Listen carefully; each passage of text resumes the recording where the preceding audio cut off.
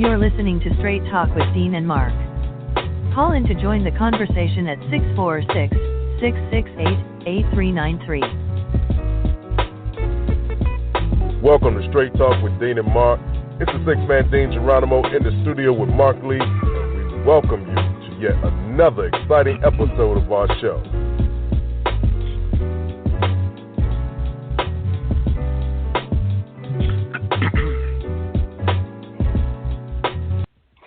And ladies and gentlemen, it is the first of the month. It's April 1st. A lot of people might have played the April Fool's game, but we keeping it real here at Straight Talk with Dean and Mark. It's the six-man Dean Geronimo, and as always, from NJ to NC, I'm in the studio with my right-hand man, Mark Lee. So, Mark, tell me what's good in your neck of the woods, my brother. Well, you know, we've been keeping busy, as always, here in the Durham city. I went back and did a project with measurement. You know, that's one of my jobs and everything. So I'm a team leader on this project. So I went and did a little training today. So the training went well, at least the best I could tell. So I had to do that because, it doesn't matter how often you do these projects, they always want you to train. They might have the same rubric, the same everything else, but they want you to train and make sure that you're prepared to deal with the kids and everything. So I did that. But the weekend was jumping. We actually showed a movie at the Hayti about Andre Leon Talley. It's a movie that's been out in the past. I think it's available on Hulu and probably Netflix and things of that nature. So we checked that movie out, and they had a reception. We heard Charles Fanuff mention Sherry Holmes, and it was actually her organization that put this event together. So it was a nice little crowd. About 75 people were there.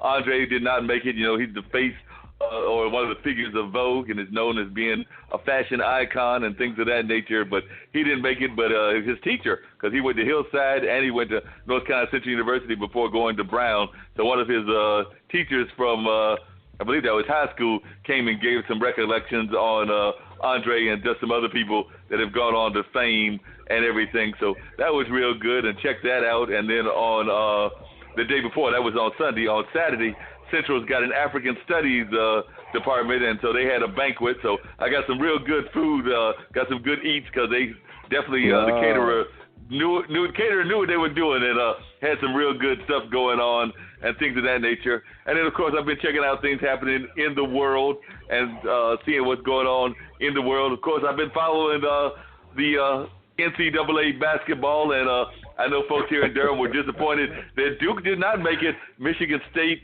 went ahead and took care of them. But, we got a very balanced Final Four. It is, I think, 4 primary conferences, 4 of the big conferences have a representative. So, but the ACC will be represented by Virginia. The SEC will be represented by Auburn, which makes both the primary passer at Christ Central as well as Charles Barkley quite happy. So there are definitely some Auburn fans, and they're up there being really happy about that. And then, like I said, the Big Ten will be represented by Michigan State, and I forget which conference that Texas Tech is in, but they're in a separate conference as well. So 4 conferences will be represented, and somebody will be walking away as national champions next Monday. So that was really interesting, checking that out.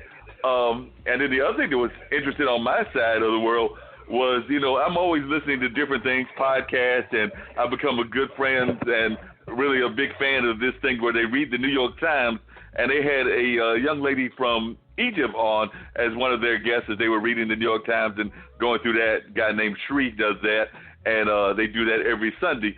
But one of the things that came up in the conversation was Egypt, and we know that Egypt is in the continent of Africa, but they were just asking the young lady, or she's a professor somewhere up there in the, I guess it would be considered the Northeast Corridor. I can't remember whether she's in D.C. or New York, but they were asking her, how Egyptians perceive themselves, whether they perceive themselves as Africans or Asians, and it seems to me like they actually go for like almost a different kind of category. They consider themselves, I guess, when it comes to Arab issues, to be very much about Arab and things of that nature. So, dealing with Palestine, dealing with things that are going on in that world, then they identify with the Arab bloc and probably with oil and things of that nature. But they are also very aware that they are on the continent of Africa. So it seems to me that they try to maybe have their own separate category where they consider themselves more Egyptians and not just Africans and not just Arabs, but they just actually consider themselves to be part of a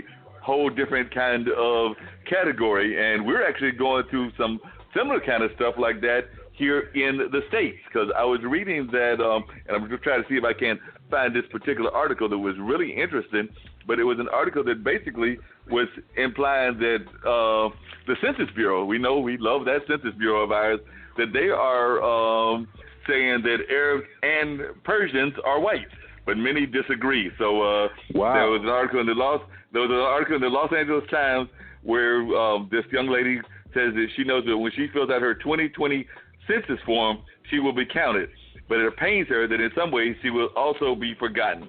When asked to mark her race, she will be given options for white, black, Asian, American Indian, and Native Hawaiian, but nothing that she believes represents her family's Iranian heritage. She will either have to choose white or identify as some other race. So she was saying that roughly 3 million people of Southwest Asian, Middle Eastern, or North African descent living in the United States, according to a Los Angeles Times analysis of U.S. Census Bureau data.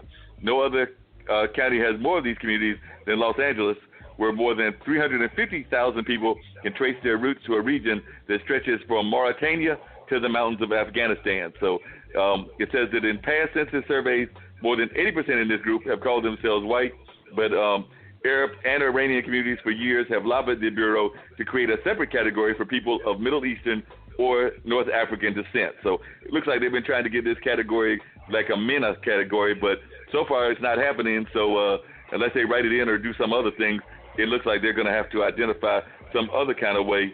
And they're just talking about some of the ways that can hurt communities as well, because it says that at stake in these decennial counts is nearly $800 billion in federal money and the number of seats each state receives in the U.S. House of Representatives. Many of the services that people rely on are tied to funds and programs determined by the census. In addition to these resources, advocates argue the white label could hurt universities and companies that use the information to promote diversity and can result in the gathering of little or no statistical data on important issues such as health trends in the community. So definitely looks like some of the people in the Arab community are trying to find ways to create a group that apparently the Census Bureau is not necessarily identifying. They have 1 year to figure it out, because the census will kick off in April of 2020. So they have 364 more days to figure out if they're going to add those categories or if they are going to have individuals do like they did the last time, check other, and then you give them, what race you are or whatever, and they look through all of that and write it up. So we'll see what happens. It's going to be interesting because, it's the census. So they're going to come knocking on your door, so make sure you see the identification, because that'll also be the prime opportunity for some unsavory individuals to pretend like they are census takers and possibly try to force their way in your homes. I'm not saying they're going to do it, but it has happened. So just make sure that they have the proper identification. Just don't start answering all them personal questions because you assume that they're the census takers, because they may not be. So just play it safe, y'all. That's about it. Yeah. Oh, one other thing that's going on this weekend, which is a major event here in Durham that goes on every year, and we're very proud to be the host of the Full Frame Documentary Film Festival. So, some major films that have gone on to commercial and fame out of the documentary world have come out of this festival in the past. So they definitely consider one of the top festivals around the country, particularly around the documentary area and things of that nature. So there are definitely some great films that are going to be there. Among them, they're going to show some films that will be free. So they'll be showing RBG, which is, of course, about Ralph Bader Ginsburg, and they'll be showing that in a free screening. That'll be one of the free screenings that they're going to have. But then they've also got some other newer stuff that'll be coming out as well. So they've got some really interesting film topics and subjects. I saw that one of the films will be dealing with the legendary jazz artist Miles Davis. So I know a lot of folks will be very much interested in that, trying to see how that filmmaker put out the story of Miles and what they had to say about Miles and Miles' life, because Miles was a fascinating character of course, you can't talk about relationships and life in general without talking about Dr. Ruth. So they are going to be showing that film, Ask Dr. Ruth, which will be a look at her life and things of that nature. And then they've got a film about Knock Down the House. So, that's going to feature a look at the campaign of 4 women running for office for the first time, including, one of the people that I'm a fan of, Alexandria Ocasio-Cortez. So that film will be out on Netflix on May 1st. But if you happen to be here in this area, you can get a look at how those ladies got into politics and how they became such a force. And there'll also be a film about Beto called Running with Beto, which is about the Democratic presidential candidate failed Senate run against Republican Senator Ted Cruz. So, and if you're into bluegrass, there's a film about Alice Gerard. So she calls Durham home and is a Grammy-nominated Bluegrass Hall of Fame musician. So there's, like I said, there's always great films at Full Frame. And so if you're not familiar with the Full Frame Film Festival, definitely try to look it up on their website. And I think that you'll find something that will be of interest to you. I'm even seeing that there's a film about Mikhail Gorbachev and Mike Wallace. So they've definitely got some interesting films about some major newsmakers. And there's usually discussions and chances for you even to meet the filmmakers and talk to the filmmakers. And they've always got some other events that are kind of social events that go on with that festival as well. So I know downtown Durham will be jumping on this weekend. So that thing kicks off, I believe, on Thursday, and will be running all the way until the 7th, which is Sunday. So, like I said, downtown will be jumping. We'll have people from all over the world, and I do mean the world, because they don't just come from Durham. They come from New York. They come from California. They come from every place. So, like I said, the place will be jumping. Okay. Well, you know what? We're going to check out to find out who's behind that door, and we'll be right back in 1 second. Sounds good. This is Nikki Hall, founder of Simply Radiant LLC, a woman with great passion and skill to make you look and feel better. Meet me where you are. Let's take it to another level, a new you. See you soon.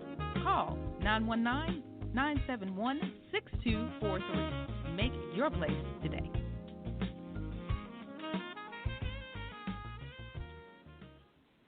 All right, 646-668-8393 is the number if you want to call and join in the conversation.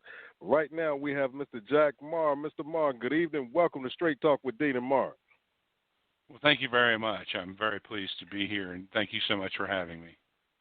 No problem. Now, Jack, you're doing a lot of work in the whole concept, and you're out of Ohio with the digital world that we live in this day, and we know that this is such a digital economy. It seems like every time you turn around, things are becoming more and more digital, and just in terms of the way that we even engage our community. And you've written some books like Standing on Shoulders, A Leader's Guide to the Digital Transformation.